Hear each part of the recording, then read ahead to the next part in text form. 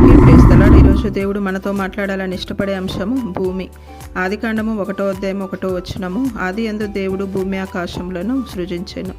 ఈ వాక్యం ప్రకారము దేవుడు భూమిని సృజించాడు. యోబు గ్రంథము 26వ అధ్యాయం 7వ వచనము, శూన్యము పైని భూమిని వ్రేలాడదీసెను. ఈ వాక్యం ప్రకారము మనము ఈ వీడియో చూస్తే మనకు అర్థమవుతుంది దేవుని వాక్యము ఎంత సత్యమో కదా. నిజముగా దేవుడు శూన్యముపై భూమి ఎలాంటి ఆధారం లేకుండా వ్రేలాడదీశాడు.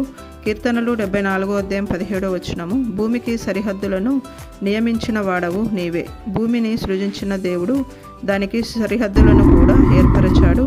యోబు గ్రంథము 9వ అధ్యాయం 6వ వచనము, భూమిని దాని స్థలములో నుండి కదిలించేవాడు ఆయనే.